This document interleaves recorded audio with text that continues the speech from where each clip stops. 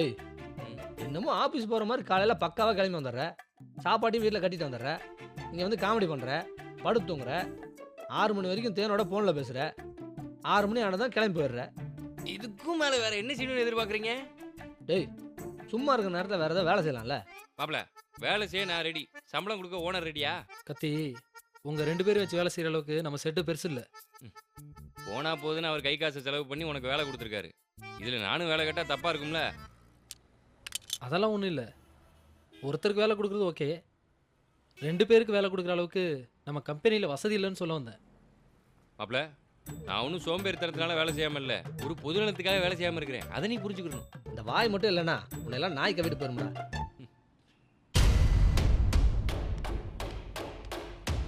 அக்கா? என்னடா?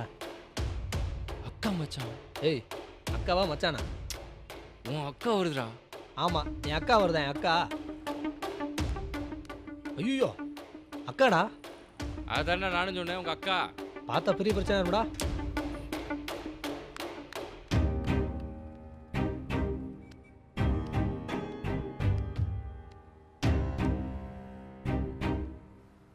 கத்தி, என்ன கத்தி இங்க என்ன பண்ற?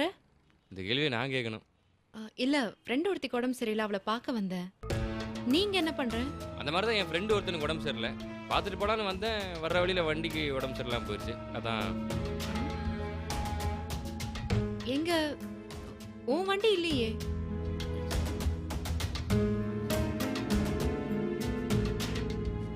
இல்லை, இதெல்லாம் நம்ம வண்டியோட பார்ட்ஸ் தான். இன்னும் கொஞ்ச நேரத்தில் விட்டு வச்சிருவாங்க. ஒரு அரை மணி நேரம் வெயிட் பண்ணீங்கன்னா நான் அப்படியே மெயின் ரோட்டில் விட்டுருவேன்.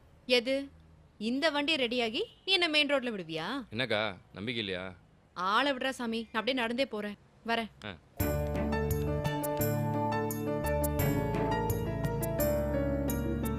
அப்படியே அப்படியே அப்படியே வெளியே வா, அக்கா போயாச்சு. நல்ல வேலை, ஜஸ்ட் மிஸ். அதான் அக்கா போயிடுச்சு, அப்புறம் ஏன் மாப்பிள்ள சாக்காவற?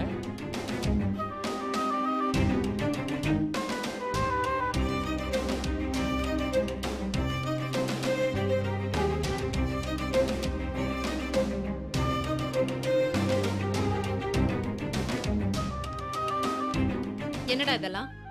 இல்லைக்கா, சும்மா. உண்மையை சொல்லு. நீ வீட்டை விட்டு போனதுலேருந்தே எதுவுமே சரியில்லைக்கா. என்னாச்சு? நீ எங்கெங்கயோ போய் படிச்ச திமிர்ல தானே இப்படி எல்லாம் ஆடுற. நீ இந்த வீட்டுல இருக்கிறதா இருந்தா ஒரு வேலைக்காரியா தான் இருக்கணும். அங்க என் பொண்ணு சோறு தண்ணி இல்லாம பட்டினி கிடக்குறா, இங்க இவள சரிசமமா உட்கார வச்சு பந்தி போடுறீங்களா? பந்தி சீ.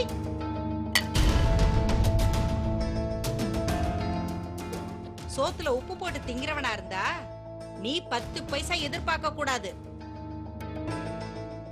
எனக்கு தெரியாம அண்ணன் கிட்ட அண்ணி கிட்ட கை நீட்டின வாயில அசிங்கமா வந்துரும்.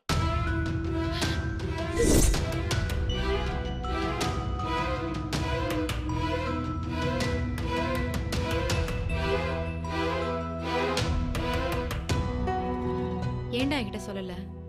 இல்லைக்கா, ஏற்கனவே நீ கஷ்டத்தில் இருக்க, இதை வேற சொல்லி உன்னை கஷ்டப்படுத்த வேணாம் தான். முட்டாள், இந்த மாதிரி சமயத்துல தான் நீ என்கிட்ட சொல்லியிருக்கணும். நான் அம்மா கிட்ட பேசியிருப்பேன்ல. இப்பவே அம்மா கிட்ட பேசுறேன். அக்கா, வேணாங்க்கா. என்னடா சொல்ற? இல்லைக்கா, இந்த மொத்த பிரச்சனையும் ஒரே செகண்டில் முடிச்சிருப்பேன். வீட்டை விட்டு வெளியே போயிருந்தேன்னா எப்போவோ முடிஞ்சிருக்கும். ஆனால் ஆண்டாள் தான்க்கா தடுத்துட்டா. எந்த காரணத்தை கொண்டும் வீட்டை விட்டு வெளியே வர மாட்டேன்னு சொல்லிட்டா. அம்மா கொடுக்குற கஷ்டத்தெல்லாம் வீட்டை விட்டு ஓடுனதுக்காக கிடைச்ச தண்டனை ஏற்றுக்கிட்டா. நான் கூட அம்மா கிட்ட கோவப்பட்டேன், ஆத்திரப்பட்டேன். ஆனால் அவள் அத்தை மனசு மாறும்னு நம்பிக்கையாக சொல்லிட்டா. உண்மையை சொல்லணுன்னா என் கையை அவள் கட்டி போட்டா. அதனால தான் நானும் இந்த விஷயத்தில் எதுவும் செய்ய முடியல. பார்க்க சின்ன பொண்ணா இருந்தாலும் பெருந்தன்மையில அவ நம்ம எல்லாரை விட வசந்துட்டாடா. அவளை நீ நல்லபடியா பாத்துக்க. சரிக்கா. அவ ஒருத்தைய நீ சந்தோஷமா வச்சுக்க, அது போதும். வேற எதுவும் நீ பண்ண வேணாம். இப்ப கூட நீ ஏன் இதை என்கிட்ட மறைச்சேன்னு எனக்கு தெரியல. உனக்கே தெரியும் நான் உன் மேல எவ்வளவு பாசம் வச்சிருக்கேன்னு. ஆனா என்கிட்ட சொல்லாம மறைச்சத என்னால ஒத்துக்கவே முடியலடா